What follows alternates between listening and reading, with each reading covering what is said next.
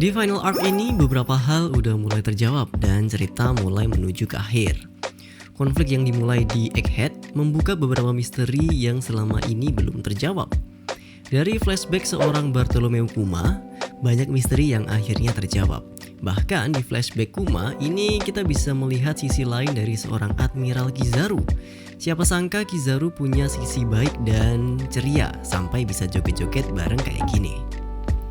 Sosok Kizaru ini bisa dibilang salah satu karakter yang susah dibaca oleh para penikmat One Piece. Niatnya, motivasinya, dan juga prinsipnya. Sejauh ini kita bisa lihat kalau Kizaru ini sosok yang lebih memilih untuk menerima perintah dan melaksanakannya tanpa mencampur adukan perasaan pribadinya. Perasaan dia yang sesungguhnya tersembunyi di balik senyum yang selalu dia buat. Nah, di arc Egghead ini cukup banyak membuka tabir siapa sesungguhnya sosok Kizaru ini. Rasa penyesalan dan simpati agak terlihat dari Kizaru yang atas nama perintah dia harus membunuh teman lamanya. Sebenarnya apa yang membuat Kizaru jadi tokoh antagonis? Sejak kemunculan pertamanya, Kizaru udah menjadi tokoh antagonis yang dia hampir melenyapkan semua kru bajak laut topi jerami di arc Shabodi Archipelago. Dia yang juga menembak Zoro dengan lasernya dan hampir benar-benar membunuh Zoro. Untung aja waktu itu Rayleigh datang dan melawan Kizaru.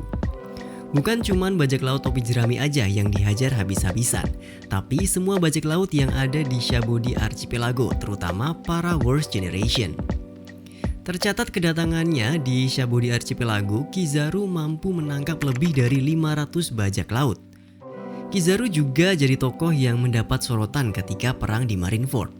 Dia adalah orang yang menembakkan laser ke Marco sampai menembus tubuhnya, menghajar Luffy, menembakkan laser ke Whitebeard, dan juga dia adalah orang yang menghancurkan kunci yang dibawa Luffy untuk membuka borgol Ace.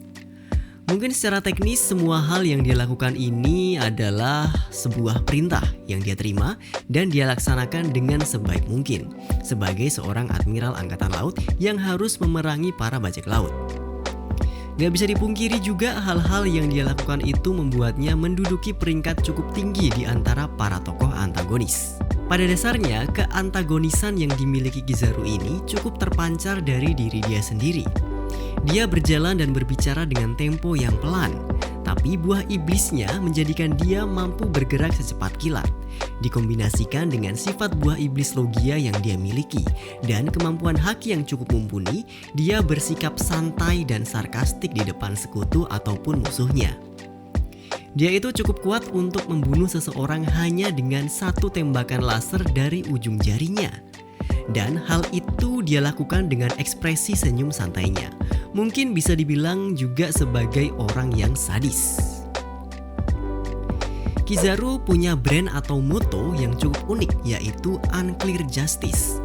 Setiap admiral angkatan laut punya motonya masing-masing, dan moto ini bisa mengindikasikan bagaimana dia bersikap terhadap sesuatu.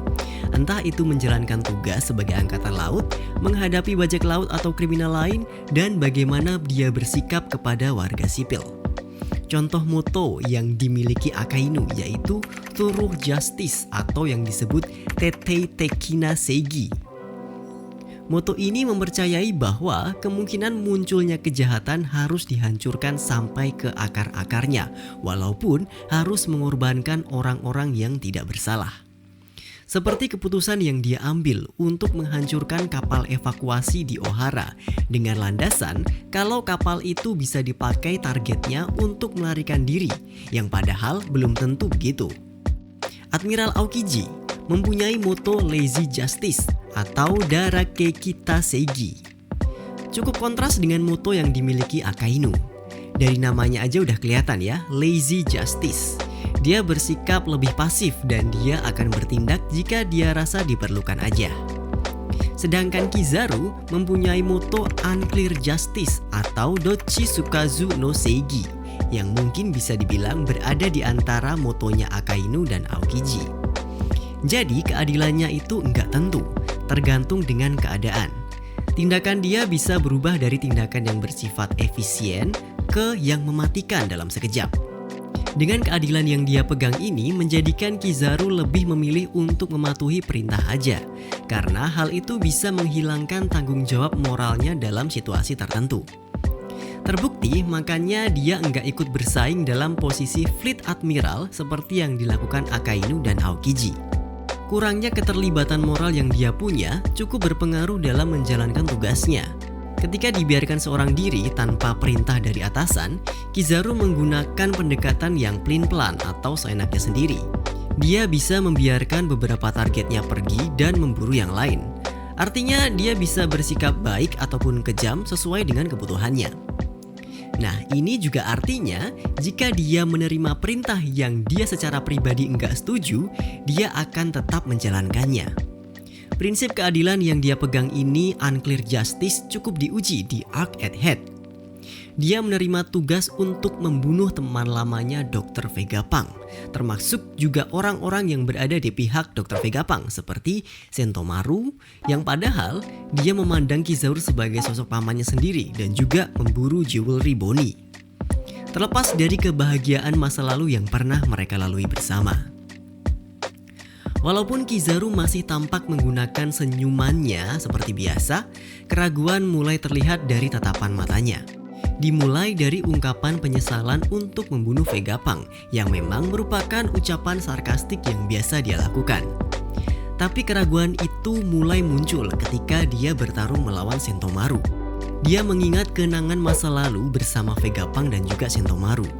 Di chapter selanjutnya, dia juga mengekspresikan penyesalannya untuk tidak menyakiti orang-orang yang dia kenal ketika dia menyerang Bonnie. Perasaan pribadi seorang Kizaru cukup terlihat di flashback Kuma. Ekspresi penyesalan Kizaru cukup terlihat ketika dia mengetahui kalau Kuma setuju untuk dijadikan senjata dan kehilangan kesadarannya sebagai manusia. Dia juga bersenang-senang bersama Vegapunk, Sentomaru, Kuma, dan juga Bonnie sambil makan pizza bahkan berjoget bersama. Dengan dimunculkan kisah-kisah masa lalu ini, nggak sedikit dari para penggemar One Piece yang berharap kalau Kizaru berubah jadi sosok yang lebih baik. Semakin kesini, semakin pertarungan di Egghead berlangsung, memang banyak ekspresi yang diperlihatkan Kizaru seperti diam, muncul keringat di wajah atau tatapan mata yang tak terlihat di balik kacamatanya. Hal ini memperlihatkan kalau ada pergulatan batin dalam diri Kizaru, seperti moto Unclear Justice yang dia pegang. Selama ini dia selalu mengedepankan perintah walaupun itu bertentangan dengan isi hatinya. Kita para penggemar One Piece dibuat sedikit memiliki harapan untuk Kizaru agar berpihak kepada Luffy dan juga teman-temannya. Yang mungkin harapan itu akan terjawab nantinya di akhir Arc Egghead ini. Terima kasih yang udah nonton videonya sampai sini. Tolong like, share, komen, dan jangan lupa juga buat subscribe. Sama gue juga punya Instagram Belum Wibu, tolong sekalian di follow ya. Tungguin aja video-video tentang One Piece yang selanjutnya. Sekarang gue pamit dulu, thank you and see ya.